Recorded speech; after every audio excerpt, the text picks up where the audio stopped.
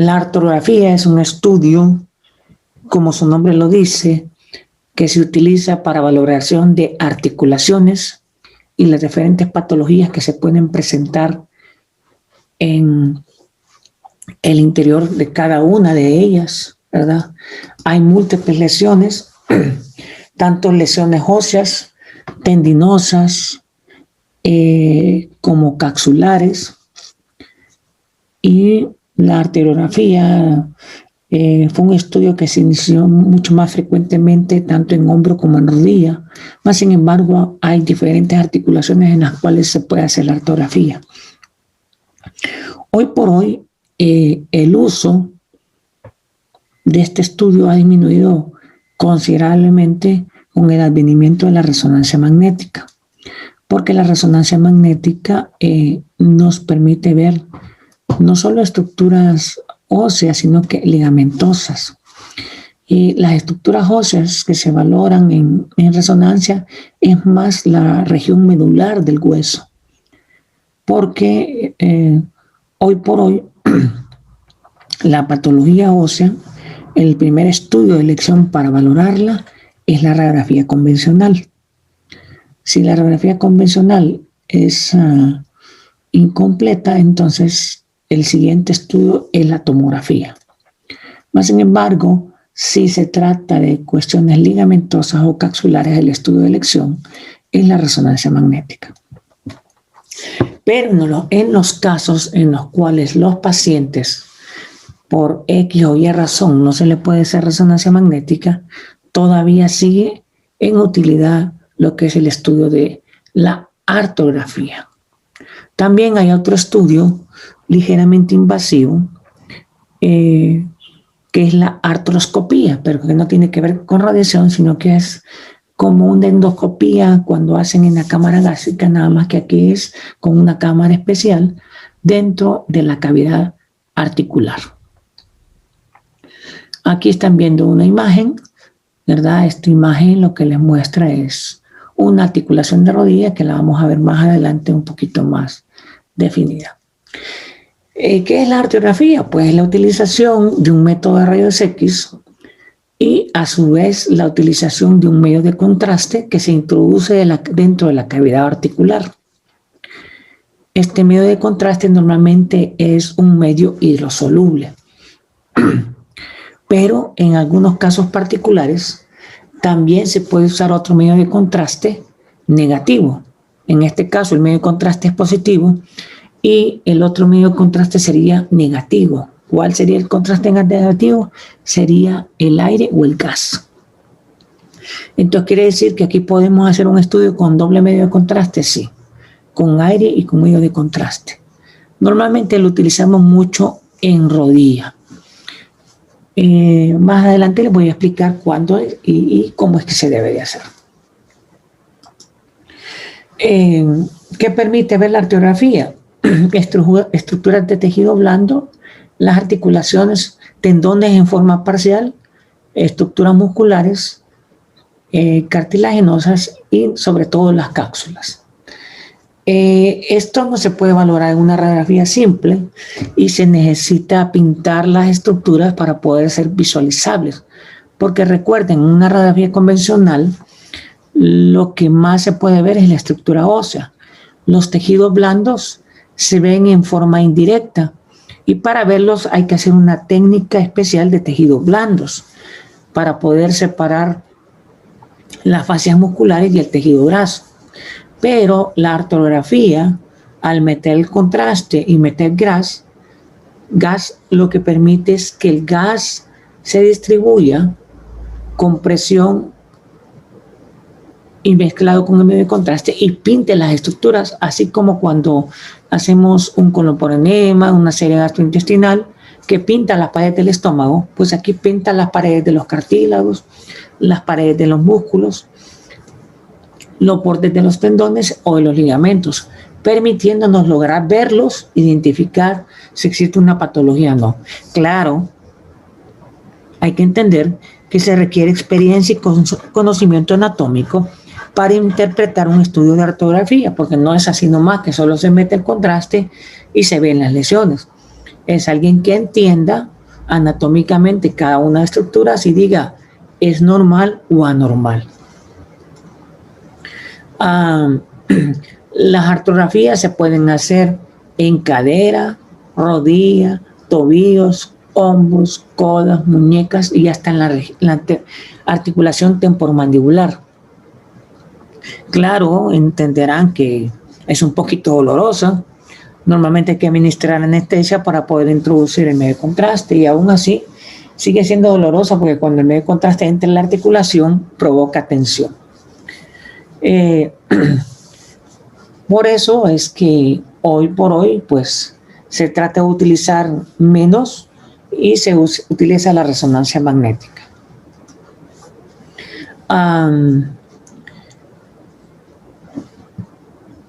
La sustancia radiopaca, que es el medio de contraste, nos permite valorar adecuadamente cada una de estas articulaciones y tejidos blandos. ¿Cuándo es que alguien toma la decisión de hacer una artrografía? Bueno, en primer lugar hay que tener varios puntos. El paciente puede hacerse una resonancia magnética, sí o no. Si se la puede hacer, entonces le haré resonancia magnética, pero si no, entonces tomaré la decisión de hacer una artrografía. Pero para eso tengo que tener un contexto clínico. Entonces, si es un paciente que experimenta dolor en una articulación persistentemente, tiene molestias al movimiento o tiene una disfunción persistente, por ejemplo, disfunción persistente es que al hacer un movimiento pierde fuerza, o tiene una inflamación inexplicable en la articulación, súbitamente que aparece y desaparece. Entonces consideramos que puede tener una ruptura capsular, una ruptura de fascia, una ruptura de tendones, etc. Hay momentos que hay personas que en la muñeca les aparece una pelotita, se llaman quistes sinoviales por rupturas de las cápsulas. ¿Cómo desaparecen? Sobándolas progresivamente, en 1 o 2 semanas va desapareciendo, porque lo que hacemos es meter el líquido de nuevo en la cápsula y la cápsula se va reparando. Pero si es persistente, pues se haría una artrografía para ver la ruptura. También hoy por hoy, además de la resonancia, tenemos el ultrasonido musculoesquelético que nos puede permitir ver este tipo de lesiones. La artrografía nos va a permitir identificar anomalías como desgarros agudos y crónicos, sobre todo en los tejidos blandos de las articulaciones, donde se encuentran los ligamentos. También nos puede ayudar en pacientes con dislocaciones recurrentes o luxación recidivante de un hombro o de una muñeca o de un codo. También los quistes sinoviales que les expliqué hace poco. Cuando hacemos este procedimiento, ¿qué riesgos podemos tener? Como hablamos el otro día en columna, los riesgos pueden ser mínimos o máximos. Dependerá de la experiencia del que haga el estudio y también si hizo una buena asexia o antisexia. Recuerden, todos estos procedimientos son procedimientos de intervención. Requieren que tengamos los protocolos necesarios para hacer un estudio de intervención en donde entran la asexia y antisexia, la analgesia, la colocación de campos, tanto del área a atender como del resto de instrumentos que vamos a utilizar. La artrografía se puede hacer en un equipo de fluoroscopía convencional o en un equipo de hemodinamia como el que vimos ayer. ¿Por qué? Porque es un estudio bastante limitado, ¿verdad? Si nosotros tenemos un equipo de fluoroscopía y hacemos una buena asexia de colocación de campos, es fácil que lo podamos hacer.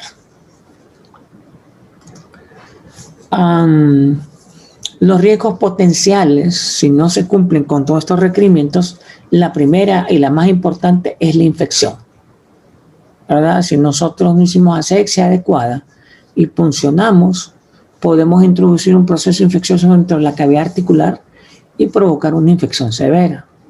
Lo otro que nunca debemos olvidar es, aunque sea en una cavidad articular, el medio de contraste no entra a un vaso, pero entra a una articulación. Los líquidos en una articulación se reabsorben lentamente, pero se reabsorben. En cuestión de 24 horas se ha reabsorbido el medio de contraste que está ahí, igual que el aire. Esto quiere decir que este paciente es alérgico, no va a presentar un efecto alérgico instantáneamente, pero en el progreso de las horas lo va a presentar si tiene alergia. Por lo tanto, siempre hay que investigar eso. El otro factor importante que nunca hay que olvidar para ningún estudio de fluoroscopía es si la paciente está embarazada. Sí es importante considerar esto. Y otras cosas importantes que hay que tomar en cuenta. Número 1, si el paciente es diabético. Todo los pacientes diabéticos hasta cierto punto es un paciente inmunosupreso. Paciente inmunosupreso es un paciente que tiene debilidades y predisponencias a complicaciones. La primera complicación que tiene un diabético es la infección. Entonces, en estos pacientes hay que tener mucho cuidado y aún investigar, si fuera necesario, cómo está su glucosa en ese día. ¿Por qué? Porque la glucosa se deposita en cualquier parte del cuerpo, no solo en el torrente sanguíneo. Entonces, si entra una bacteria al área de donde estamos haciendo la punción y el paciente es diabético, los pacientes diabéticos, como la glucosa está aumentada, son un cultivo para crecimiento de bacterias en una forma rápida, progresiva e intensa. Entonces, un paciente diabético con una infección en una rodilla, en 24 horas puede estar en cuidados intensivos. ¿Por qué? Porque genera una sepsis. Sepsis es una infección que ya no está localizada, sino que se generaliza a todo el cuerpo y puede matar a un paciente. Entonces, es importante considerar si es paciente diabético o no. Si está usando medicamentos anticoagulantes, recuerden, toda punción en un paciente anticoagulado tiende a sangrar más de lo normal.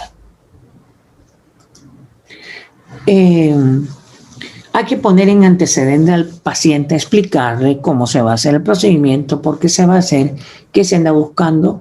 Por lo tanto, se tiene que firmar un consentimiento informado, ¿verdad? Explicarle las complicaciones que pueden haber, que se van a tratar de evitar, pero que si él es un paciente diabético, existen posibilidades que aunque se haga todo, siempre se pueda complicar.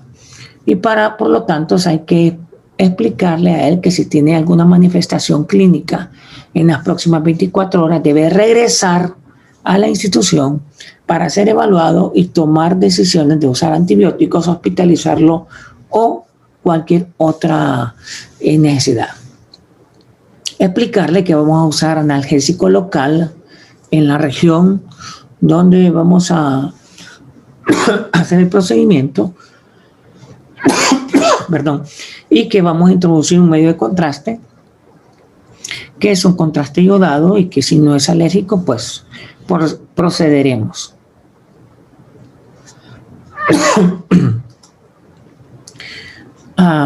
Por eso es importante en el consentimiento informado reportar si es alérgico o no, porque podemos tomar la decisión de parar el estudio. Si está usando anticoagulantes y no los dejó, también vamos a cancelar el estudio. Si está con glucosa elevada, también vamos a cancelar el estudio. ¿Por qué? Porque vamos a evitar las complicaciones para él y nuestras. Las complicaciones a él como pacientes y las complicaciones legales a nosotros como tratantes. Si está embarazada, también se suspende eso. Si hay una alteración en el momento que vamos a hacer el estudio, por ejemplo, viene el paciente y de repente al observar la rodilla la vemos inflamada, podemos pensar que tiene aumento de líquido, pero si la tocamos y vemos que está roja y caliente, en ese instante debemos entender que hay un proceso infeccioso ahí. No podemos hacer el procedimiento porque vamos a incrementar el problema. Entonces debemos de parar el estudio.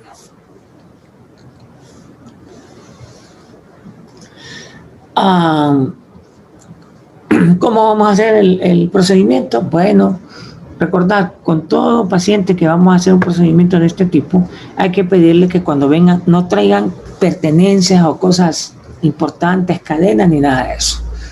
Vengan con ropa normal, se le quita la ropa, se le pone una bata, después se empieza a hacer la sexia, antisexia, colocación de campos, se aplica la anestesia local respectiva y después a través de las técnicas de anatomía o de conocimiento anatómico introducimos una aguja a nivel de la articulación. Si hay líquido, sacamos un poco de líquido acumulado, siempre y cuando no tenga cambios inflamatorios, sacamos el líquido y después de sacar el líquido administramos el medio de contraste. Si no hay líquido, o sea, no hay compresión, solamente metemos una cantidad de medio de contraste que pueden ser 3 a 5 cc de medio de contraste, dependiendo del tamaño de la rodilla. Y si lo vemos necesario, podemos introducir 2 cc de aire. Y lo que vamos a hacer posteriormente es mover la rodilla en diferentes movimientos de rotación interna, rotación externa, flexión, extensión, para hacer que se distribuya el medio de contraste y el gas y nos permita pintar cada una de las estructuras y tomar proyecciones AP, lateral, oblicuas, en flexión y en extensión, que nos va a permitir ver diferentes estructuras. Esto es lo que les acaba de decir, que se abría líquido, se aspiraba.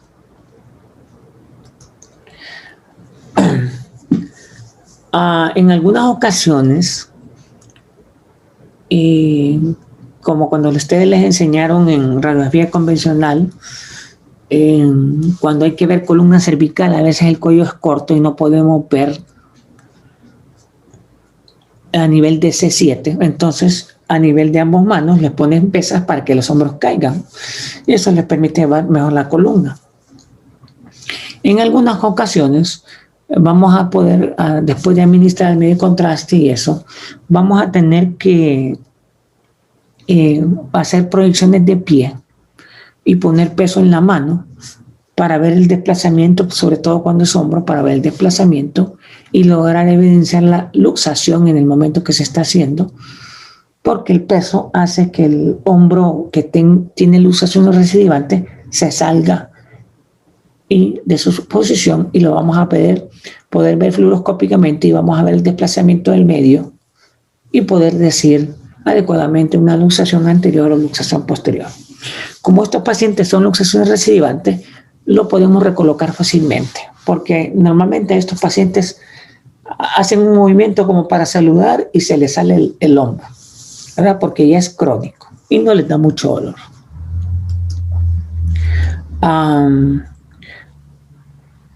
El procedimiento no tiene que causar mucho dolor, lo más que tiene que causar molestia por la sensación de presión. Si hay dolor, significa que hay algún problema más.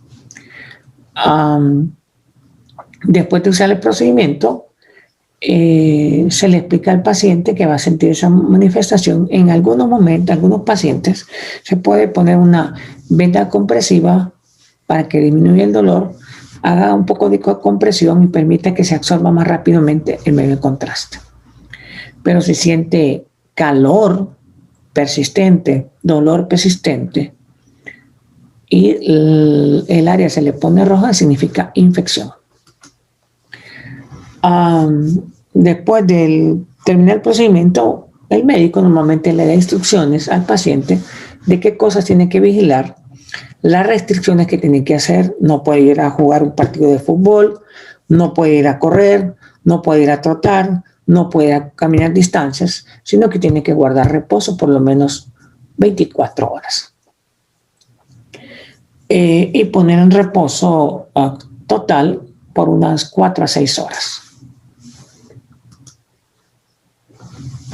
Si después de eso empieza con dolor, inflamación y cambio de temperatura, pues debe de regresar urgentemente al hospital, porque ahí hay un proceso infeccioso. Hay pacientes, a ustedes debe haber llegado alguna vez que le hagan a algún paciente con radiografía y que dice que viene con chasquido, ¿verdad? Normalmente los pacientes que vienen con chasquido de las rodillas es porque tienen líquido más allá de lo normal y el líquido hace que rebote. Es normal después del procedimiento que la persona tenga chasquido, porque como aumentamos la presión, la patela o la rótula se mueve y golpea. Entonces, por eso es que en estos pacientes se les coloca una gasita y se les coloca una venda para evitar que haya chasquido, porque el chasquido sí les puede causar dolor.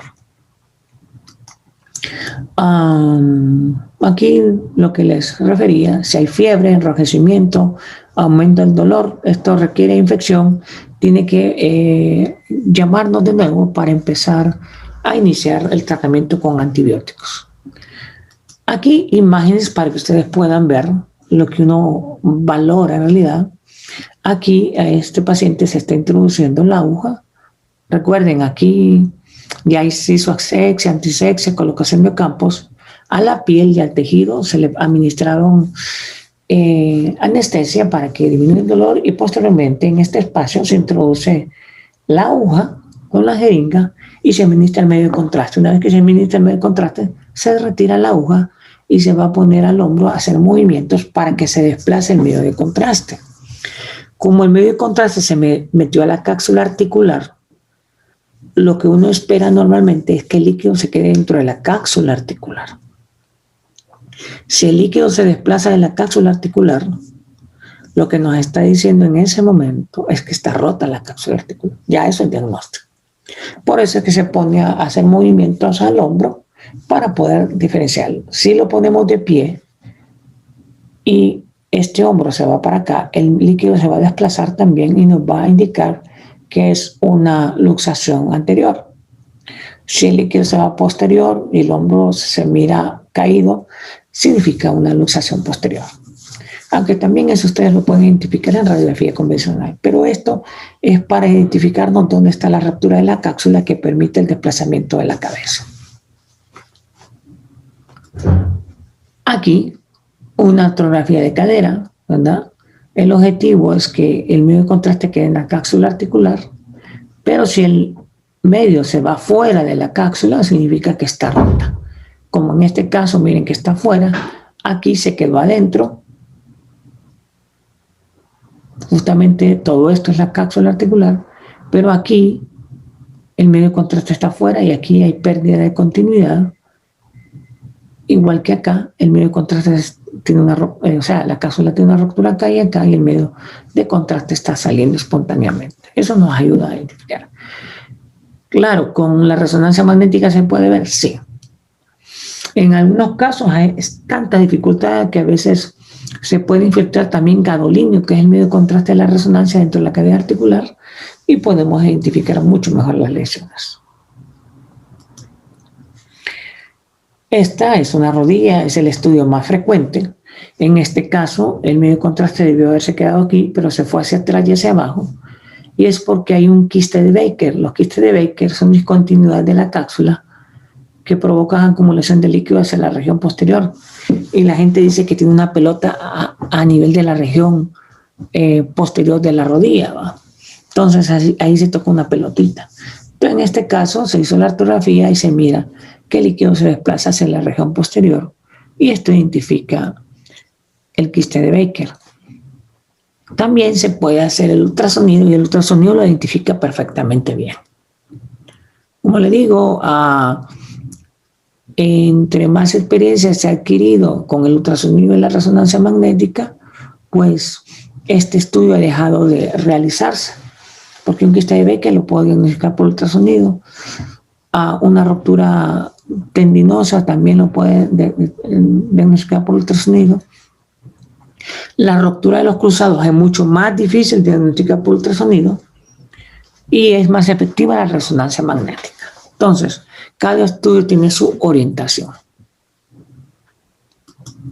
Aquí tenemos otro paciente, ¿verdad? Aquí se está introduciendo la aguja. Este ya es hecho con un equipo digital en la cual invirtieron los colores y eso más por criterio del médico y está introduciendo el medio de contraste, y lo que sucede es que el medio de contraste se desplazó de la región de la cápsula y se fue hacia arriba. Eso significa ruptura de la cápsula. Entonces, por eso es importante conocer la anatomía, porque la anatomía me ubica y me dice a mí dónde está la lesión. Además, yo voy a hacer proyecciones AP, o sea, una proyección neutra, una rotación externa, una rotación interna y una elevación del hombro. Esas proyecciones, cada una de ellas, desplazan el movimiento del medio de contraste y me determinan el tipo de lesión. Como ven, es un procedimiento que requiere conocimientos. El trabajo particular de ustedes es tomar las radiografías, ya que el médico va a estar ocupado introduciendo el contraste, es tomar las radiografías, posicionar al paciente. En algunos casos, a veces les va a decir el médico, angúleme a 30 grados, ¿no? O a 40 grados. Y su responsabilidad es ubicar el área de estudio, poner las proyecciones adecuadas y asistir al radiólogo para que tenga un mayor éxito en la realización del estudio. No sé si tienen preguntas, dudas.